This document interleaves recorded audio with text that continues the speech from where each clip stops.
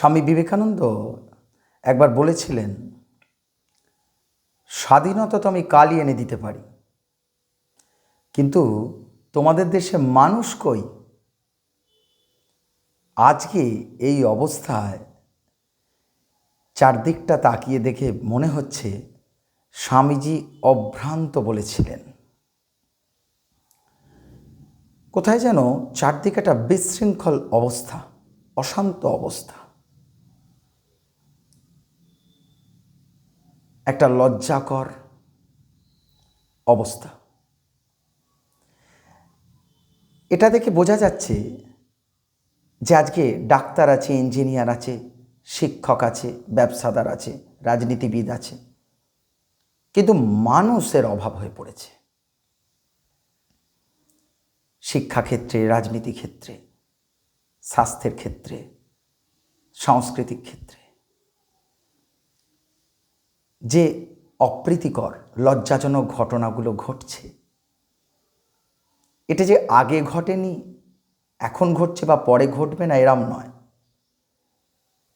আজকে কেউ দোষ করলো, তার শাস্তি হলো, সঙ্গে সঙ্গে সমাধান হয়ে গেল, এরকম নয়। একজন মানুষের তিনটে সত্তা থাকে: দৈবী সত্তা, মানবী সত্তা, পশু সত্তা।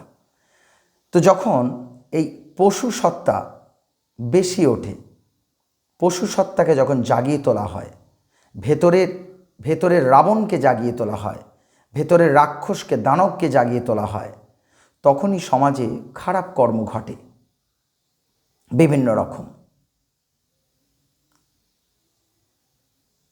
আর কি, তাহলে আমাদের মধ্যে যদি দৈবী সত্তা, মানবী সত্তাকে বাড়িয়ে তোলা যায়, একমাত্র তখনই হবে পূর্ণ সমাধান, তার আগে নয়।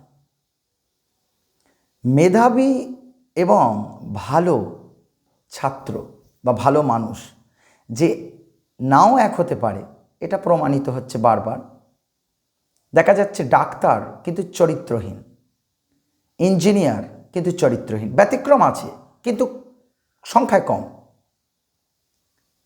চরিত্রটাকে অ্যাডিশনাল করতে গিয়ে চরিত্রহীন হয়ে গেছে। দেখতে মানুষ, কিন্তু পশু, পাশবিক আচরণ। নারীকে সম্মান করতে হয়। এদিকে দুর্গাপুজোর সময় ঘটা করে আমরা বলি, ইয়া দেবী সর্বভূতেষু মাতৃরূপেণ সংস্থিতা, আর আচরণে তার ঠিক উল্টো।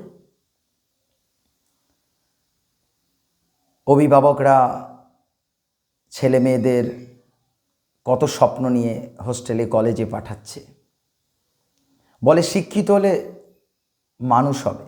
শুধু দুটো টাকা রোজগার, প্রতিষ্ঠাই নয়, মানুষ হবে। তো ডাক্তার হতে গেলে ডাক্তারি বিদ্যা, ইঞ্জিনিয়ার ইঞ্জিনিয়ারিং বিদ্যা, শিক্ষক শিক্ষকতার বিদ্যা।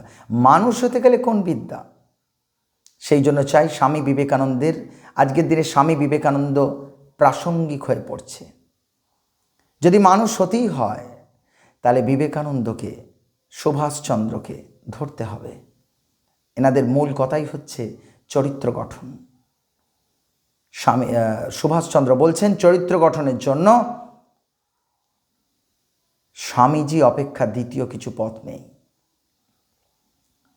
তাই স্বামীজির man making education, character building এডুকেশনকে আজকে পাথেয় করতে হবে, যদি আমাদের এই অশান্ত অবস্থা থেকে উঠে আমরা একটা সুন্দর সমাজ তৈরি করতে চাই।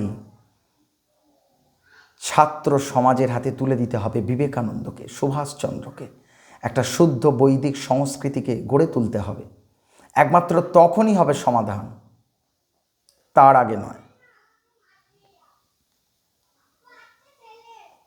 নমস্কার।